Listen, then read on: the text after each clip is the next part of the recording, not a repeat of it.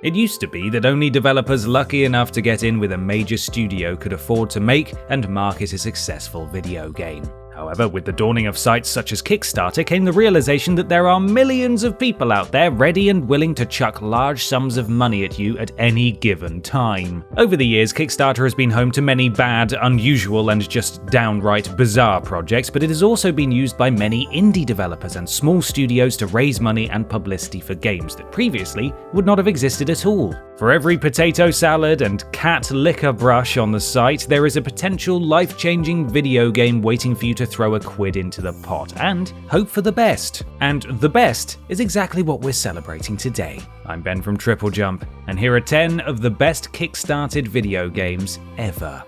Number 10. Broken Age. While it wasn't the first video game to be pitched or funded on the site, Broken Age was, in a way, the Kickstarter that kickstarted 1,000 ships. Or games. When their game Brutal Legend was dropped by Ubisoft for overspending and missed deadlines, #foreshadowing, Double Fine Productions turned to Kickstarter for their newest idea. Originally a point-and-click adventure game called Double Fine Adventure, Broken Age promised to resurrect what was essentially a dead genre. Launching in February 2012, they reached their $400,000 goal in just 8 hours. By the time the campaign ended, 87,142 backers had pledged a whopping $3.336 million, which is, just doing some maths here, a lot of money. Dollar signs now surely spinning in their eyes, Double Fine decided to expand the game, cramming in so much new content that by the time of their already postponed 2015 deadline, they had run out of money. To fund the second half of the game, they were forced to sell Act 1 on its own, with the profits intended to fund Act 2. While this made a lot of fans understandably unhappy, the finished game ended up a critical success. It also succeeded in drawing attention to Kickstarter as a good way of raising money, and in many ways paved the way for every other game on this list. Number 9. Pillars of Eternity. A few months after Double Fine's Kickstarter, Obsidian launched their own in September 2012. A Baldur's Gate-inspired RPG with one of the writers of Fallout New Vegas on the team, Project Eternity already had a lot of hype. It unsurprisingly smashed its $1.1 million goal in under 1 day. 73,986 backers pledged $3,986,929 by the end, surpassing Broken Age as Kickstarter's most funded video game ever at the time. With additional PayPal funds, the final budget for the now named Pillars of Eternity was over $4 million.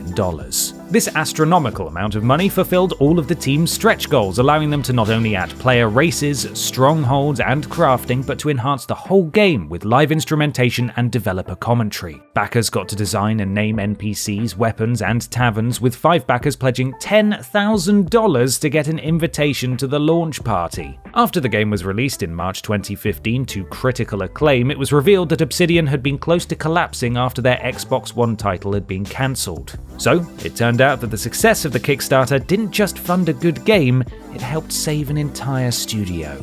Number 8. Bloodstained Ritual of the Night. Released in 2019 and one of the most recent titles on this list, Bloodstained Ritual of the Night is a Metroidvania game developed by Castlevania producer Koji Igarashi.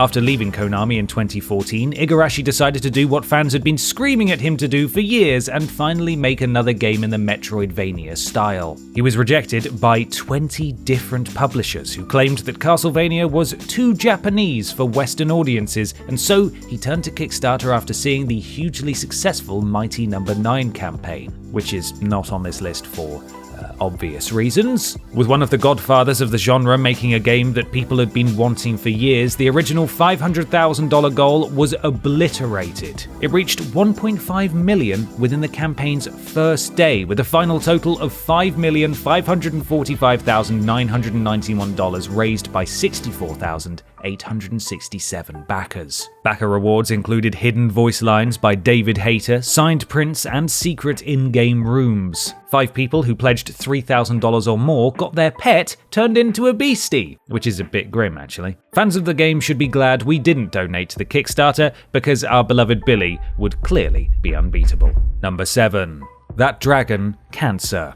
Quick note that this entry obviously discusses cancer treatment in ways that may be distressing. Please go to the appropriate timecode on screen to skip to the next entry. When their 4-year-old son Joel was diagnosed with a rare terminal cancer, Ryan and Amy Green decided to explore their experience by creating an interactive, autobiographical narrative. The game was developed in parallel with Joel's chemotherapy, with the original ambiguous ending having to be changed after Joel's tragic death in 2014 at the age of 5. After working at the Christian video game developer Soma Games, Ryan decided to team up with Josh Larson to develop their idea by forming their own studio, Numinous Games. They lived off their savings in order to focus solely on development, and running out of funding awarded by Ouya, they turned to Kickstarter to finish the game. They managed to beat their $85,000 goal, with 3,687 backers pledging $104,491, many of whom were also dealing with their own grief. A number of the stories and photos shared on the Kickstarter were included in the final game. The Labour of Love was released in 2016 on what would have been Joel's 7th birthday, with all revenue for the Ouya version donated to the Morgan Adams Foundation and Family House, 2 charities that helped Joel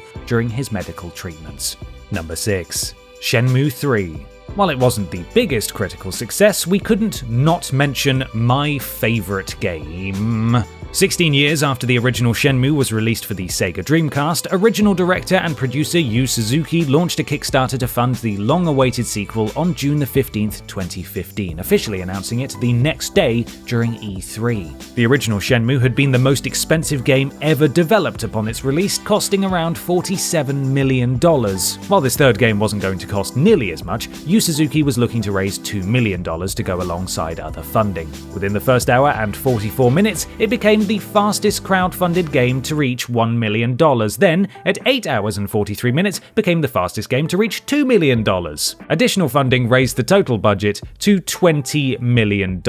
Money well spent, I'm sure. Backers of every tier were given polls for their input into the game because, as we all know, things made by committee are always the best. 2 backers even enjoyed dinner with Yu Suzuki himself. I hope they wore their replica Ryu jacket, otherwise, what was the point? Number 5. Oculus Rift. After meeting in the 3D gaming forum Meant to Be Seen, 18-year-old Palmer Luckey and 41-year-old Doom programmer John Carmack joined forces to develop the head-mounted video display that Luckey had, to quote Wikipedia, hacked together in his parents' garage. After a duct tape-heavy prototype display at E3 2012, they launched a Kickstarter with a $250,000 goal. If the previous entries hadn't already hinted at a running theme, it exceeded that goal in under 24 hours. By the end of the campaign, 9,500 backers had raised $2.5 million. After releasing what was basically the first commercially successful VR headset ever, Luckey and Carmack had Oculus VR taken off their hands by Facebook for a neat $2 billion in 2014. This was probably for the best, considering that 3 years later, Zuckerberg and co. were hit with a massive lawsuit from ZeniMax, who claimed that as Carmack had been employed by id Software while developing the prototype, that technology belonged to them. The matter was ultimately settled out of court for what I estimate to be a shed load of money. Number 4. Yooka-Laylee. It used to be that every gaming company had some kind of collectathon platformer with a funny animal mascot. Banjo-Kazooie, Bubsy, Donkey Kong, Conker, Spyro, Sly Cooper, even Mario had a go, whoever he is. However, that was a long time ago. The biggest name in collectathon games has since been absorbed into Microsoft, and the genre is pretty much defunct. Or so we thought. Some of the former employees at Rare decided to form Playtonic Games away from the bigwigs at Microsoft. In 2015, they launched a Kickstarter for Yooka-Laylee, which would be a spiritual successor to Banjo-Kazooie. They smashed through their £175,000 goal in under 40 minutes and became the fastest Kickstarter to reach £1 million, which doesn't sound as impressive the 4th time around, I admit. In total, 73,206 backers pledged £2 million. Backers were rewarded with art books, t-shirts, and an N64 cartridge flash drive with a copy of the game. There were also invites to a video conference before it was cool, VIP guest attendance to the launch party, and a live concert of the game's music. That's rather impressive for a game that most people thought was okay. Number 3. A Hat in Time.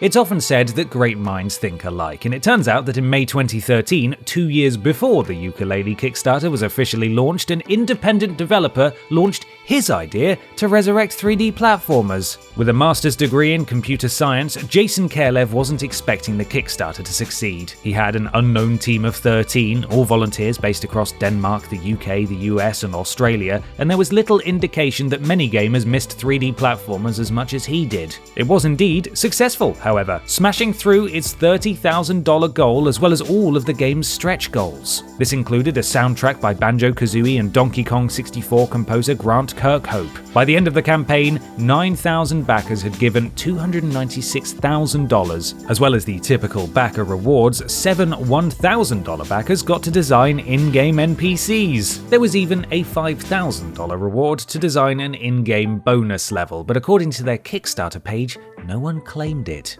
All in all, A Hat in Time was better received than Yooka-Laylee, with many claiming the latter to have held on to too much of the old-fashioned jank. I suppose you could say, Hat's how it's done, but it's probably not worth saying that.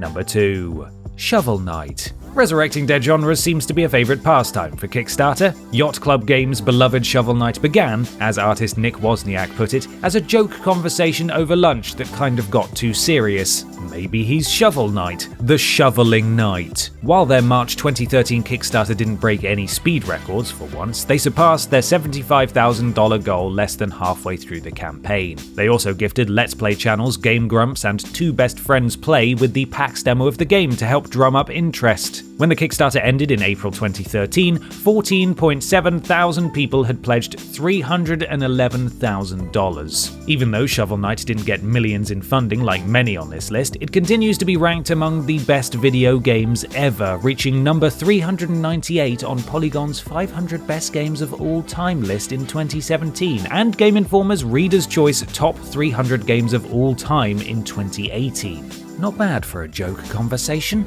Number 1. Undertale. Yeah, you all knew this would be on here, didn't you? A fair few of the previous entries were very popular, but I think it's safe to say that Undertale was a unique phenomenon. While creator Toby Fox was known in fan circles for his earthbound hacks and composing music to the monolith known as Homestuck, to the world at large, Undertale was a totally new game by a totally new developer. Launching his Kickstarter in June 2013 as a solo project with some help from a few friends, Toby managed to surpass his $5,000 goal in the first day and double it within 10 hours. Stretch goals included names in the special thanks, custom overworld sprites, in-game NPCs, and for $1,000, your fan troll will become canon. For the uninitiated, this was a reference to the Kickstarter for the Homestuck video game Hive Swap. Clever boys, let me tell you. It reached a final total of $51,124 from 2,398 backers. Now, if you maths nerds have been paying attention, that is in fact the smallest amount on this list, both in terms of money and backers. Just goes to show that sometimes you don't need $7 million to make something amazing. Still, it probably doesn't hurt.